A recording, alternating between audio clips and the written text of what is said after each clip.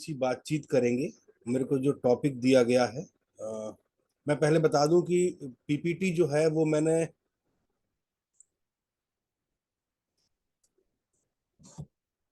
English में बनाया है, लेकिन हम बातचीत एक मिक्स्ड भाषा में करेंगे।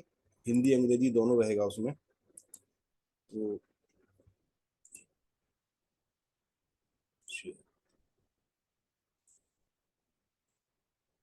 देख पा रहे हैं, चलिए। दिखाई दे रहा है सभी को? मुझको सुन पा रहे हैं? दिख रहा है सभी लोगों को? Yes sir, yes. जी, चलिए। पीपीटी इंग्लिश में है, लेकिन हम बातचीत एक मिक्स भाषा में करेंगे, हिंदी अंग्रेजी दोनों में। वैसे भी कहते हैं कि खिचड़ी स्वास्थ्य के लिए अच्छी होती है।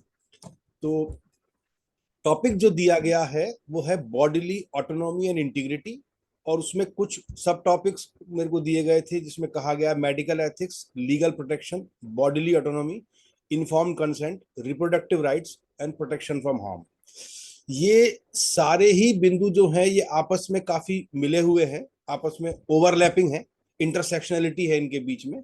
और कुछ वक्ताओं ने, पूर्ववर्ती वक्ताओं ने इसके बारे में कुछ बातचीत कर ली है, लेकिन हम फिर भी थोड़ा सा उसके बारे में जो इम्पोर्टेंट होगा उसी बात करेंगे, आर्टिकल में जाएंगे। हम बात कर रहे थे, सबसे पहले मेडिकल एथिक्स की बात कर रहे थे। मेडिकल एथिक्स या जिनको बायो एथिक्स कहते हैं, वो कुछ मॉरल प्रिंसिपल्स और वैल्यूज हैं जो कि हम आपके जैसे हेल्थ केयर प्रोफेशनल्स के बिहेवियर और उनके डिसीजंस को उनकी प्रैक्टिस के दौरान गवर्न करते हैं। ये मॉरल एथिक्स जरूरी हैं जिससे कि हम एथिकली अपना काम कर पाए। जो प्रमुख मेडिकल एथिक्स हैं वो है बेनिफिशियंस यानी डूइंग गुड, अच्छा करना, non maleficence and not causing harm, किसी को नुकसान नहीं पहुंचाना, ऑटोनॉमी, स्वायत्ता, पेशेंट की या जिसको हम केयर दे रहे हैं उसके अधिकारों का सम्मान करना, respecting patients right to make decision about their own care. Patient के द्वारा अपने बारे में, अपने शरीर के बारे में जो निर्णय ले उनका सम्मान करना। अभी पूर्व के एक लेक्चर में, एक एग्जाम्पल में भी ये बताया गया था कि वो समझ सकते हैं लेकिन वो मना कर रहे हैं कि मुझे ये केयर नहीं चाहिए, तो हमें उनका रिस्पेक्ट करना चाहिए, हालांकि उनको दोबारा परस्यू कर सकते हैं उसके लिए। और जस्टिस का मतलब है fairness and equality and health care provide करते हुए हमें बिल्कुल फेयर रहना है, अनफेयर नहीं होना है। और इक्वलिटी का मतलब है कि इररिस्पेक्टिव ऑफ देयर स्टेटस, वो चाहे कास्ट हो, क्रीड हो, जेंडर हो, इकोनॉमिक स्टेटस हो, डिसेबिलिटी हो, कुछ भी हो, एज हो, उस सब के इररिस्पेक्टिव हमको मेडिकल केयर उनको देना है।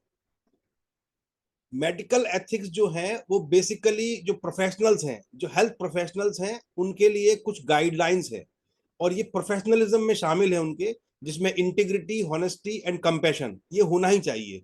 और हेल्थ केयर प्रोफेशनल्स को आज नहीं, मतलब युगों से हम उनको एक तरीके से, डॉक्टर को और जो नर्सिंग प्रोफेशन में उन लोगों को हम नेक्स्ट टू भगवान का ही दर्जा दे रहे हैं। तो integrity, honesty and compassion, and while respecting the dignity and rights of patients की राइट्स भी और उनकी डिग्निटी का सम्मान करते हुए हमें इस तरीके से काम करना है।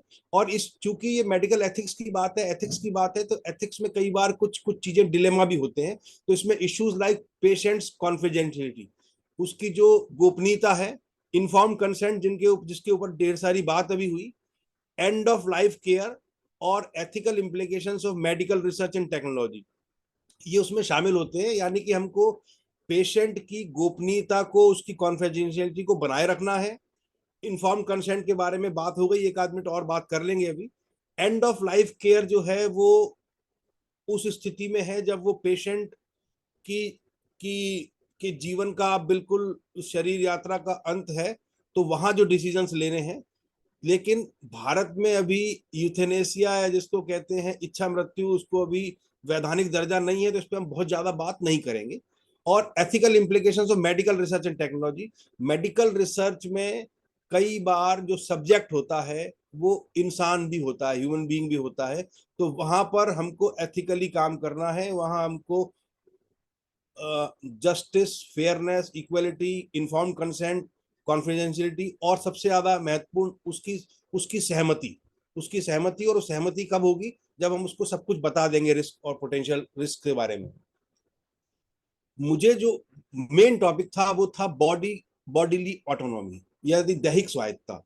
मतलब यह एक सिद्धांत है जो ये कहता है कि हमारा प्रत्येक व्यक्ति का उसके अपने शरीर पे पूरा अधिकार है। वो ही और she has the right to control their own bodies and make decisions about their own health and care. और वो अपने अपने शरीर और अपने स्वास्थ्य के और अपनी अपनी जो भी केयर वो लेगा उसके बारे में वो सारे निर्णय खुद से ले सकता है, विदाउट इंटरफियरेंस और कोएशन फ्रॉम अदर्स, बिना किसी दूसरे के हस्तक्षेप के और बिना किसी दबाव के। कोएशन का मतलब दबाव, वो किसी के फोर्स में नहीं करेगा। लेकिन समाज में ऐसा होता नहीं है, हम बताएंगे आपको आगे कैसे होगा। अभी ये जो कंसेप्ट है बॉडीली ऑटोनॉमी का, ये एक बहुत सारे अधिकारों को मिलके बनता है, जिसके अंदर हम मेडिकल ट्रीटमेंट के लिए मना कर सकते हैं, we can refuse to medical treatment, we can make decisions about reproductive health, हम अपनी रिप्रोडक्टिव चॉइसेस के बारे में निर्णय कर सकते हैं। ये सबसे ग्रे एरिया है जहां पर निर्णय नहीं हो पा रहा है। And right to bodily integrity, bodily autonomy है स्वायत्ता, और बॉडीली इंटीग्रिटी है शारीरिक समग्रता। मतलब हम पोटेंशियल हार्म से बचाएंगे अपने को इंटीग्रिटी में।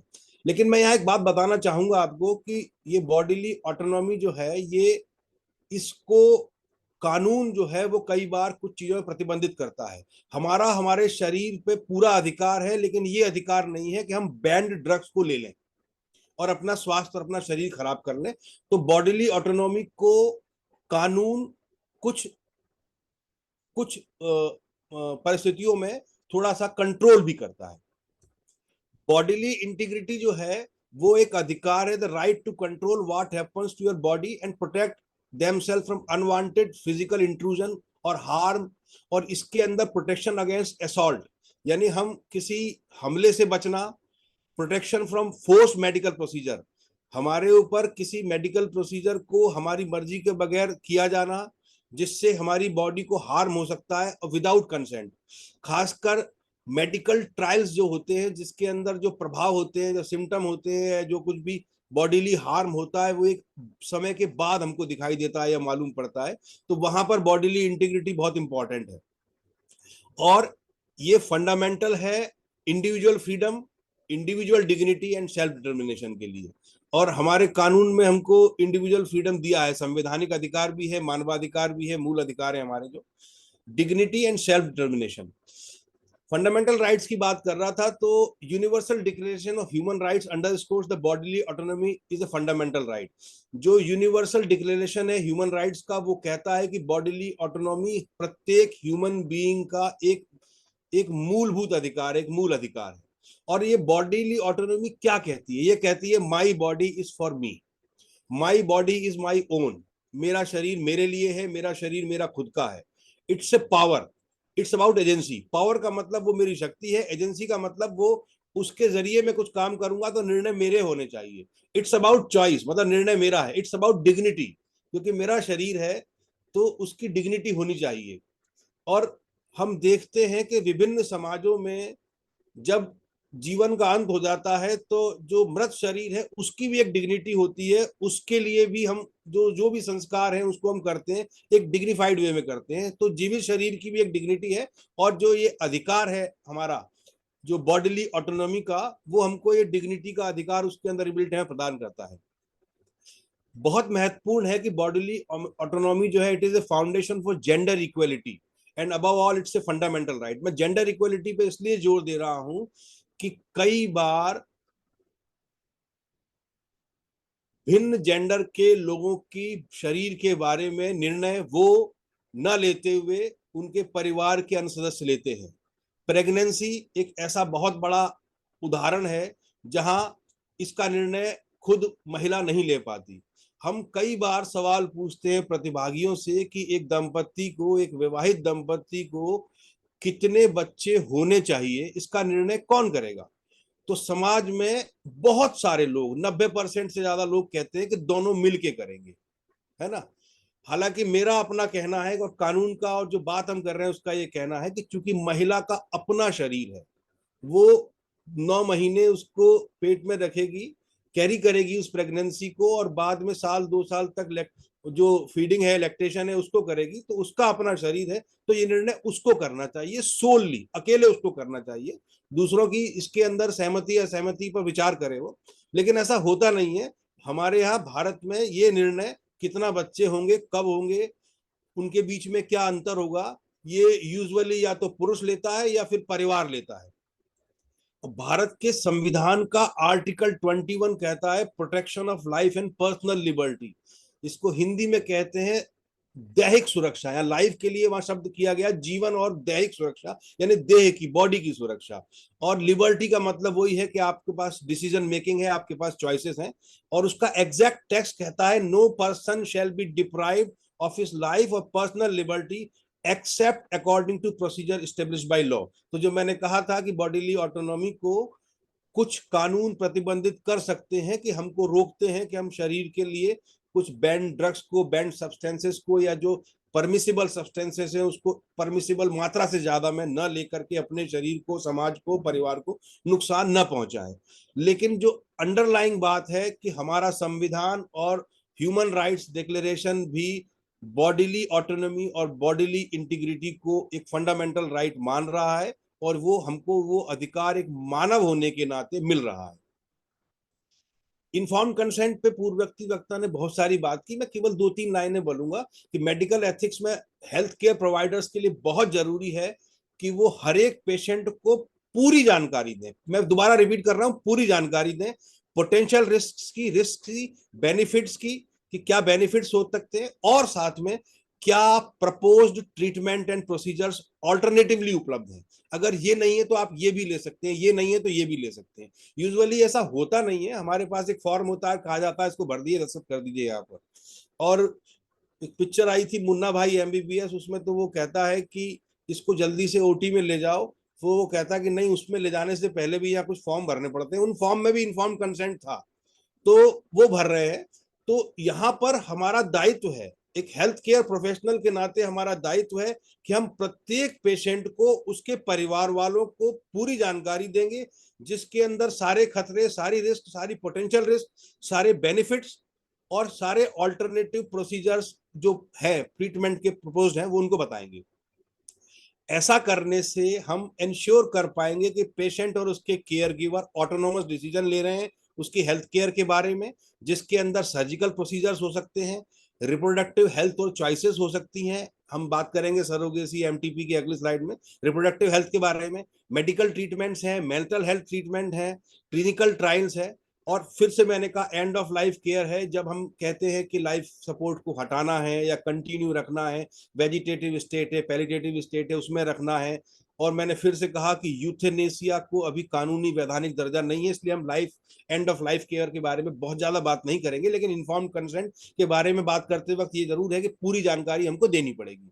ऐसा करने से हम पेशेंट्स और मनुष्य के प्रति रिस्पेक्ट, यानी उसका सम्मान, डिग्निटी, ट्रांसपेरेंसी और ट्रस्ट को एंश्योर कर पाएंगे। हम एक पारदर्शिता को, एक विश्वास को कायम कर पाएंगे इन्फॉर्म कंसेंट के जरिए। हमारा सबसे महत्वपूर्ण बॉडीली ऑटोनॉमी में जो जो राइट है वो है reproductive right. Reproductive rights way right है, वे चॉइसेस हैं, वे फ्रीडम है जो रिप्रोडक्टिव हेल्थ और डिसीजन मेकिंग के से जुड़े हुए हैं। इसमें बहुत सारे एस्पेक्ट्स आते हैं, जिसके अंदर कॉन्ट्रासेप्शन या स्टरलाइजेशन शामिल है, कि हमको कॉन्ट्रासेप्शन या स्टरलाइजेशन इस्तेमाल करना है कि नहीं करना है, कब करना है। मोस्ट ऑफ द टाइम ये फोर्स्ड होता है विवाह में, और विवाहेतर संबंधों में भी वो फोर्स्ड होता है कई बार, और कई बार इसको न अपनाना भी फोर्स्ड होता है कि कॉन्ट्रासेप्शन को नहीं रखना है, जबकि वो चॉइस हो सकती है महिला की कि नहीं, हमको नहीं चाहिए प्रेगनेंसी या चाइल्ड बर्थ। लेकिन ये दोनों तरीके से, contraception, sterilisation, safe and legal abortion. MTP act जो है 19 medical termination of pregnancy act 1961, वो कहता है कि टर्मिनेशन ऑफ प्रेगनेंसी एक महिला का अधिकार है, तो सेफ एंड लीगल एबॉर्शन भी महिला का अधिकार है। प्रीनेटल केयर में प्रेगनेंसी से पहले, चाइल्ड बर्थ से पहले की केयर है, जिसके अंदर स्क्रीनिंग है, टेस्ट है, अल्ट्रासाउंड है, काउंसलिंग है, ये सारे टीकाकरण है, ये सारी केयर रिप्रोडक्टिव हेल्थ में उसका उसका चॉइस है। वो चाहेगी तो वो प्रोसीजर्स के लिए जाएगी, वो चाहेगी तो उस प्रोसीजर की जानकारी लेगी, नहीं तो नहीं लेगी। मैटरनल हेल्थ केयर यानी डिलीवरी के बाद की केयर, बच्चे के साथ की केयर, दोनों की, जिसके अंदर स्किल्ड बर्थ अटेंडेंस के द्वारा हो, अच्छी फैसिलिटी में हो, उसको पूरी वो हेल्थ सर्विस मिले, ये उसका अधिकार है।